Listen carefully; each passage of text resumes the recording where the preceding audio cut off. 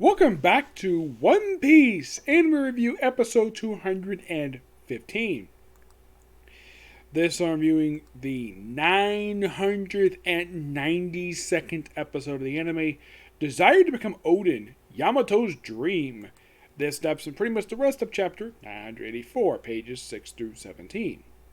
Now, the episode does pick up exactly where we left off last week, where Luffy was basically destroying most of the place with his Red Hawk.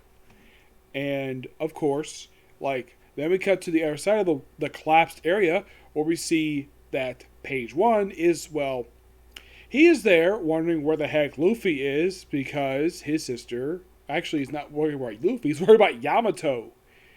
Where we better find him pretty quickly because he says, Big Sis is mad. I'm not going to say the other word. So they run off, and that's the last see of page 1 of the whole episode. Now we actually don't go back to Luffy until the very last few minutes of the episode. We kind of cut a little bit back and forth between a few different areas. There's a huge chunk of this episode focused on Law's group in this episode. There's a little bit here with Jinbei and Nico Robin, where they're just drinking away, and of course they're hearing Orochi doing his speech. And of course, they are worried about Momo, and of course, we'll just go along. The flower boss is there too. And then Kaido is informed that by Boa, she is one of these little fox girl messengers, wondering, is Lillian ready? And she says, yeah, she's actually on her way to the arena. And he's just like, why didn't you tell me sooner? Sorry. Fine, you can go. And this, of course, just after he had thrown down his, I would say his flat. I would say it's this glass flask he had of a sake he was drinking. Yeah, the thing with Kaido is he drinks lots of sake, a lot more than usual. And he tends to get drunk really quickly after drinking a whole bunch of it. Why the heck does he drink a lot of sake? Well, my personal guess to basically compensate for that wound he's got in his freaking belly. That Oden gave him 20 years prior to events of the series. So he walks out with King and Jack to tell them about the new Aksugumi project. And that's the last see of that. And before I go back to Luffy and Yamato, we have to talk about Law's group, where we actually see an extended sequence of them going to the shoreline, to the other side of the island, for their part in the operation to raid the place. And they get pretty close, and of course they have to run back and forth. We get some submarine the submarine jargon, adjust 38 degrees, just get close to the island. That's typical submarine fare from what I can tell.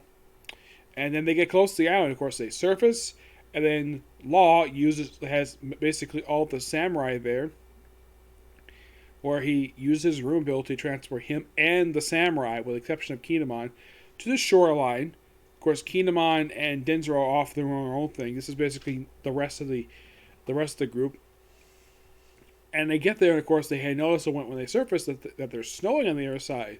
Now, why the heck is there snow on the other side of an island like this? Don't know. It's particularly quite weird. In the anime, it's never explained of why the heck it's snowing on one side and the other side is perfectly warm. It's a monk hazard? Don't know, because the series never explained it. I don't think even the manga bothered to explain this at all. And then not long after getting there, we then hear somebody falling from the sky. It's Cat Vapor. And then just by sheer coincidence, for some strange reason, Law's crew is on the island. And I'm like, when the heck they get there? It's like they got transport and they close the surface. What do they do? Go back to the surface? I don't know if that was an animation glitch or something. I don't know. Well, Cat Vapor's there, of course. They were transported. Now, in the manga, they don't mention who basically brought him there. But he then comes with another person. And it turns the person who transports Cat Vapor plus one other person is none other than Marco. Yes, Marco. He actually, I think they mention him, but he does not make a physical appearance in the chapter. Nope, doesn't appear there. I love the fact they include him here because it makes total sense. And who was the second person he carried all the way up there? Why, it was Enzo, Kaku's brother. She, of course, embraced him because she has not seen him in 20 years. And, well, he's perfectly celibate. Like, of course, first was Kaku, not like a little sis. And, of course, they go and, well, march in to see Kaido. And then we have the episode end with a very interesting cliffhanger. I have been waiting for this, to see this cliffhanger in the anime for a year now. Where at first Yamato, they kind of go back and forth, arguing like how much, like 10 seconds, like 10 minutes, like okay. So he explains about the fact that he wanted to become like Oden. This fight beat the crap out of him. And, of course, he shows Luffy something. Now, of course, he doesn't know that Oden's retainers are alive along with Mo because he thinks that they're all dead. Luffy probably tell him in the next episode. So, he takes out the logbook. Basically, we actually brief highlights in the episode. I love the fact that you stock footage for this.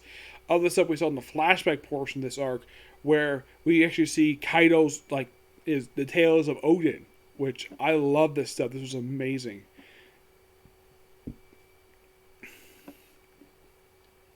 Also, before I continue here, Orochi does mention of why Momo looks the same age as did 20 years prior. Time travel. And, of course, the crew do not believe him. Like, no way. It was, of course, Toki's thing. And Queen is one first notices that Kaido's come out. And that's when there. Now, at the end of the episode, we then see Yamato take off his mask and then remove the sleeves. Of course, we actually see what his hair looks like, and it reveals that Yamato is, in fact, a woman. Yes, Yamato is not Kaido's son. Yamato is a woman, Kaido's daughter, self-like Oden. And she ends by revealing that you remind me of Ace. I love the addition here. And she's like, Ace? Yes, because that actually was not in the manga. Luffy's reaction to that just for the end of the chapter. I love the fact they put that in there because that was great. Because who better to react to hearing Ace's name than Luffy, the guy who practically grew up with Ace. An absolute fantastic episode. Love it. And I can't wait for next week's episode, which is going to start with chapter 985. How far they go with it, I don't know. Especially since next week we're going to see release, well, this coming Sunday, in just a few days, we're going to see release of chapter 1026. After, of course, there was no chapter release this past week. Nope, there wasn't. So, My Hero got chapter release, Black Clover did, but not One Piece. Nope. So yeah, that's it for Cyclo Review. Next one is going to be, a Comic Corner, and then it's going to be Case Closed. Okay, next video. Bye.